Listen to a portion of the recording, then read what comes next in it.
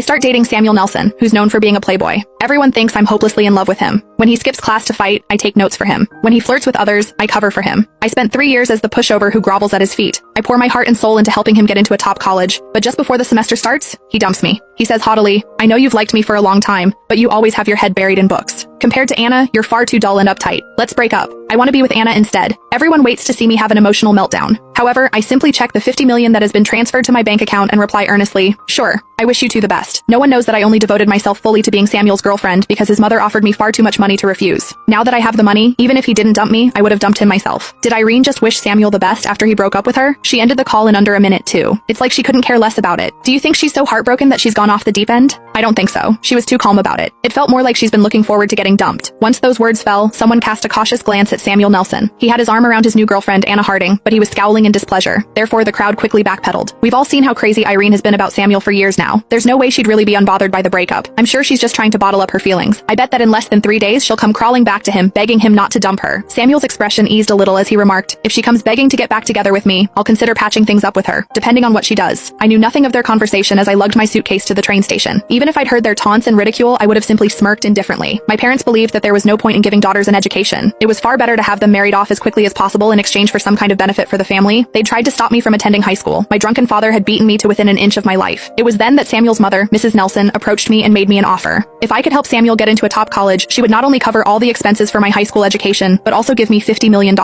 Had it not been for that, I would never have latched myself onto Samuel, who was famous for being the hottest guy in school, but also the one who should never be crossed. I wouldn't have let myself be at his beck and call, like the most loyal pushover. For 3 whole years, I did everything I could to turn the arrogant and defiant slacker into a high-achieving student who managed to earn a spot at a top college. Now that my mission was complete, I could finally leave with the money. I was nothing if not thrilled. During the 3 months of summer vacation, I got my foreign language certification and achieved intermediate proficiency in the Farvian language. I was able to successfully enroll in a college abroad. As I was about to board my flight to Bari in the country of Farvia, I got a message from Samuel, who seemed to want to mend our relationship. "Why did you block me everywhere? It's been an entire summer, Irene. Haven't you thrown your tantrum long enough? Even though Anna and I have gotten together, you and I can still be friends. Stop kicking up a fuss and unblock me." Every word dripped with his usual haughtiness. He seemed certain that I'd do what I'd done the last 3 years, that regardless of the ways he would willfully trample on my feelings, I would still obediently return to his side. I took out my SIM card and deftly broke it in half before tossing it into the trash can at the airport. With it, I discarded my unbearable past, which had been filled with schemes and humiliation. The plane soared through the sky, leaving all of my past behind. I started a new life in Bari with the $50 million from Mrs. Nelson. I chose to study at the top design academy. My days were filled with learning a new language, becoming familiar with a new culture, and balancing a heavy course load. Everything was a new challenge. But here, I didn't need to appeal to Samuel or a family that suffocated me. Instead, I was surrounded by my pencils, my sketches, and my dreams of the future. The years flew by in a blur. As a result of my hard work and talent, my jewelry designs began to shine at the major fashion weeks.